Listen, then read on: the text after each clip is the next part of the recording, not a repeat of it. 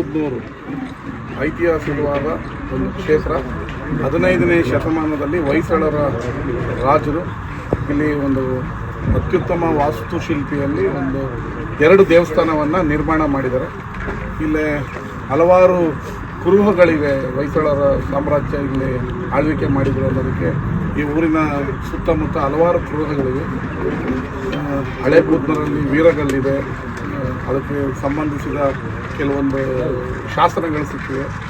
ಈ ಹೊಸ ಬೂದ್ನೂರಿನಲ್ಲಿ ಅನಂತ ಪದ್ಮನಾಭ ದೇವಸ್ಥಾನ, ಇದು ದಕ್ಷಿಣ ಭಾರತದಲ್ಲಿ 2ನೇ ದೇವಸ್ಥಾನ. ಒಂದು ಕೇರಳದ ತಿರುವನಂತಪುರಂ ಬಿಟ್ಟರೆ ನಮ್ಮ ಮಂಡ್ಯದಲ್ಲಿ, ಅದರಲ್ಲೂ ಬೂದ್ನೂರಲ್ಲೇ ಇದೆ ಅನ್ನೋದಕ್ಕೆ ಹೆಮ್ಮೆ ಆಗುತ್ತೆ.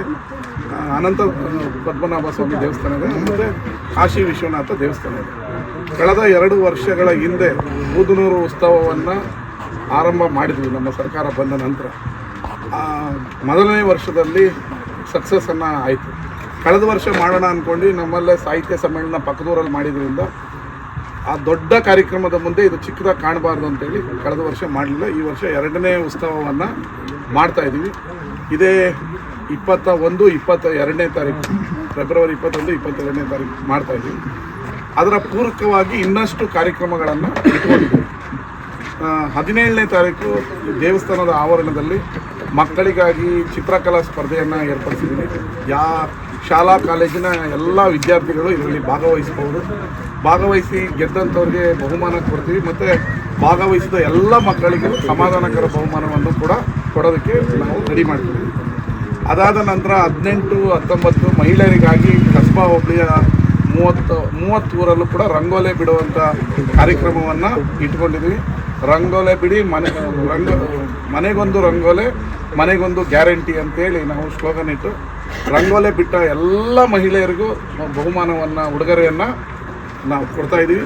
ಅದ್ರ ಜೊತೆಗೆ ಪ್ರಥಮ ಬಹುಮಾನವಾಗಿ 5,000 ರೂಪಾಯಿಯ ಗಿಫ್ಟ್ ಪ್ಯಾಕ್, ದ್ವಿತೀಯ ಬಹುಮಾನವಾಗಿ 3,000 ರೂಪಾಯಿದ ಗಿಫ್ಟ್ ಪ್ಯಾಕ್, ತೃತೀಯ ಬಹುಮಾನವಾಗಿ 2,000 ಗಿಫ್ಟ್ ಪ್ಯಾಕನ್ನು ಕೊಡ್ತಾಯಿದ್ದೀವಿ. ಇದು 30 ಊರಲ್ಲೂ ಫಸ್ಟು, ಸೆಕೆಂಡು, ಥರ್ಡ್ ಪ್ರೈಸ್ ಇರುತ್ತೆ. ಪ್ರತಿ 30 ಊರಿಗೂ ಒಟ್ಟು 150 ಬಹುಮಾನವನ್ನು ಕೊಡ್ತೀವಿ.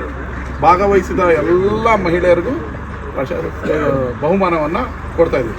ಅದರ ಜೊತೆಗೆ 18ನೇ ತಾರೀಕು ನಮ್ಮ ಹಲವಾರು ಕ್ರೀಡಾ ಇಲಾಖೆಯಿಂದ ಹಲವಾರು ಕ್ರೀಡಾಕೂಟಗಳನ್ನು ಕೂಡ ಏರ್ಪಡಿಸಿದ್ವಿ. ಅದಕ್ಕೂ ಬಹುಮಾನವನ್ನು ಕೊಡ್ತೀವಿ. ಹಗ್ಗ ಜಗಾಟ, ಲೆಮನ್ನಿಂದ ಸ್ಪೂನು, ಆಮೇಲೆ ಕಬಡ್ಡಿ, ಖೋಖೋ, ಈ ರೀತಿಯ 10 ಕ್ರೀಡೆಗಳನ್ನು ಏರ್ಪಡಿಸಿದ್ದೇವೆ.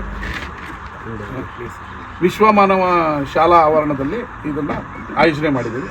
ಇದಾದ ನಂತರ 20ನೇ ತಾರೀಕು ಎಲಿ ಟೂರಿಸಮನ್ನು ನಾವು ಪ್ರೋತ್ಸಾಹಿಸಬೇಕು ಅಂತೇಳಿ ಹೆಲಿಕಾಪ್ಟ್ರಲ್ಲಿ ಎಲ್ಲ ಓಡಾಡ್ಬೋದು ಅಂತೇಳಿ ಆಯೋಜನೆ ಮಾಡಿದ್ದೀವಿ. ನನ್ನ ಕಡೆಯಿಂದ 10 ಜನ ಗೌರ್ಮೆಂಟ್ ಶಾಲಾ ಮಕ್ಕಳಿಗೆ ಮತ್ತು 5 ಜನ ಪ್ರಗತಿಪರ ರೈತರಿಗೆ ಫ್ರೀಯಾಗಿ ಅವ್ರಿಗೆ ಹೆಲಿಕಾಪ್ಟ್ರ್ ರೈಡನ್ನು ಮಾಡಿಸ್ಕೊಡ್ತೀನಿ. ಅಸ್ವಿಲಾಸ್ ನಿಮಗೂ ಇರುತ್ತೆ, ಮಾಡಿಸ್ಕೊಡ್ತೀನಿ. ಇದು ಶಾಲಾ ಮಕ್ಕಳು, ಗೌರ್ಮೆಂಟ್ ಶಾಲಾ ಮಕ್ಕಳು ಕೂಡ ಹೋಗಬೇಕು ಅನ್ನೋ ಬಯಕೆ ಇರೋದ್ರಿಂದ 10 ಮಕ್ಕಳನ್ನು BO ಅವ್ರಿಗೆ ಹೇಳ್ತೀನಿ, ಯಾರು ಕಳಿಸ್ತಾರೋ ಕಳಿಸ್ತೀನಿ. 10 ಮಕ್ಕಳಿಗೆ ಮತ್ತು 5 ಜನ ರೈತರಿಗೆ ನಾನು ಕಳಿಸ್ಕೊಡ್ತೀನಿ. ಮಹಿಳಾ ರೈತರು ಆಗ್ಬೋದು, ಜೆಂಟ್ಸ್ ರೈತರು ಆಗ್ಬೋದು, 5 ಜನಕ್ಕೆ ರೈತರಿಗೂ ಕಳಿಸ್ಕೊಡ್ತೀವಿ. ಅದನ್ನು ಚಿಕ್ಕಮಂಡ್ಯ ಮತ್ತು ಗೋಪಾಲ್ಪುರ ಮಧ್ಯದಲ್ಲಿ ಈಗ ಆಲ್ರೆಡಿ ಹೆಲಿಪ್ಯಾಡನ್ನು ರೆಡಿ ಮಾಡ್ತಾಯಿದ್ದೀವಿ. 3 ದಿನ ಇರುತ್ತೆ. ಅದು 2 ದಿನ ಸಾಕೊಂದಿದ್ದೀವಿ, ಬೇಡ ಅಂತ 3 ದಿನ ಮಾಡ್ತಾಯಿದ್ದೀವಿ.